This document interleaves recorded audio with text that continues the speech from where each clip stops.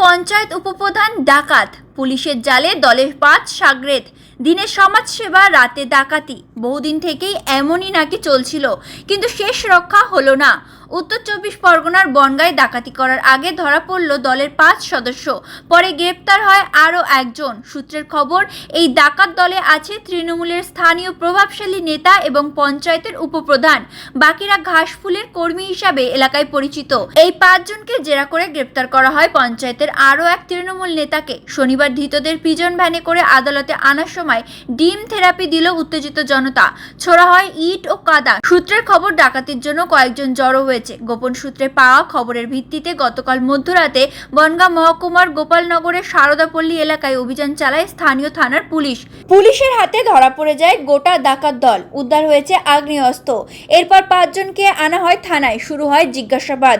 তাদের পরিচয় জানতে পেরে রীতিমতো কপালে চোখ ওঠে তদন্তকারীদের। পুলিশ সূত্রে খবর, ধৃতদের নাম আলিম তরফদার, নূর উদ্দিন মণ্ডল ওরফে কালু, জসিমউদ্দিন মণ্ডল, রবি দাস এবং রাহুল মণ্ডল।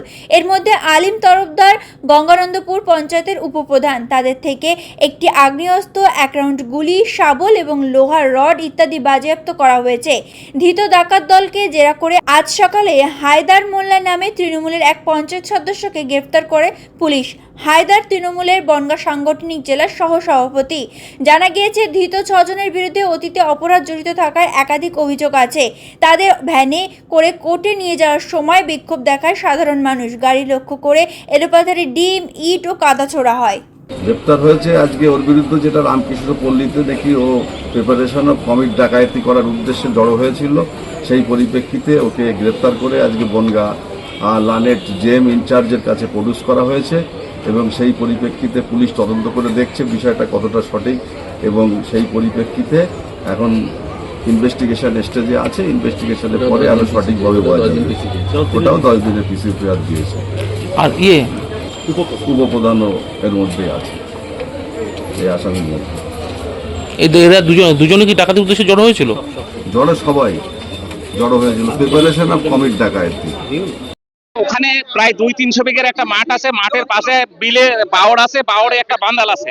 সেই বান্দালের মুখে যে জলনামা পোল ছিল, ওখানে উনি ভেড়ি নির্মাণ করেছে প্রায় ৩ বিঘে জমিতে। সরকারি খাস জমি। আমার কাছে সমস্ত সরকারি ডকুমেন্টস আছে এবং ম্যাপ আছে। সমস্ত নিয়ে আমি অভিযোগ করি, ওই ভেড়ি দখল করাতে প্রায় ২-৩০০ বিঘের ফসল সবসময় নষ্ট হচ্ছে এবং প্রচুর বসত বাড়ি উঠে যাচ্ছে। ফলে আমরা দীর্ঘদিন এর কোনো সুবিচার পাইনি, কিন্তু এখন যখন সরকার পাল্টি হচ্ছে, ভারতীয় জনতা পার্টি সরকার হচ্ছে, আশা করি সুশাসন পাবো এবং আমরা এমএলএ, বিডিও এবং বিএলআর সবার কাছে এই কপি দিচ্ছি।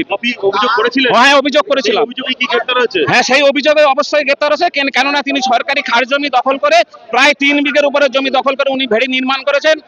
এবং শুধু তাই নয়, যাতায়াতের যে জল, সেটা নওদা বাওড়ে ঠিক সম্মুখেই। আপনার নামটা? আমার নাম মরণচন্দ্র দাস। আমি বনগাঁ দক্ষিণ মন্ডল ওবিসি মোর্চার সভাপতি। নিজেকে বড় গুন্ডা ভাবে সেই হায়দার আলী আজকে অ্যারেস্ট হয়েছে। এই জন্য দেখুন, বহরমপুরের অঞ্চলের প্রত্যেকটা লোক ভীষণ খুশি। বহরমপুর অঞ্চলের প্রত্যেকটা গরিব মানুষকেও প্রতিনিয়ত অত্যাচার করেছে। 2018-19 যে ভোটটা হয়েছিল, ওতে অগণিত ভাবে মানুষকে কুপিয়েছে, মানুষকে মানুষ বলে মনে করেনি। ও নিজেকে বহুত কিছু বলেছে এবং বলেছিল বহরমপুর অঞ্চলের হিন্দুরা আমাদের পায়ের তলায় থাকে। ইভেন ভবানীপুর একটা হিন্দু গ্রাম, ওখানে মুসলিম লোকজন দিয়ে পাঠিয়ে একটা ওকে আজকে দিন চাইতে দেওয়া হবে, ওর কঠোরতম শাস্তি হবে। ওকে এখান থেকে যতটুক যাবে, 4 ডিয়ার গেঞ্জি পরে ওকে পুরো রাস্তা। সভাপতি আমার প্রার্থী যুগল মজুমদার। আমি যখন ভোটে 154 লিড হয়ে গেছে, আমাকে আমার জন্য মানে যুগল মজুমদারের জন্য যখন উইন সার্টিফিকেট লিখছে, তখন হায়দার মোল্লা কি বললো, না লিখতে হবে, আজ কাগজ ছেড়ে ফেললো, বল রিকাউন্ট হবে। রিকাউন্টের নামে হায়দার যুগল কি করবে? আজকে হায়দার মোল্লাকে আমরা এক এক করে একটা করে রসগোল্লা খাওয়াবো, একটা করে ডিম খাওয়াবো, একটা করে থাপ্পড় দেবো, সারা জীবন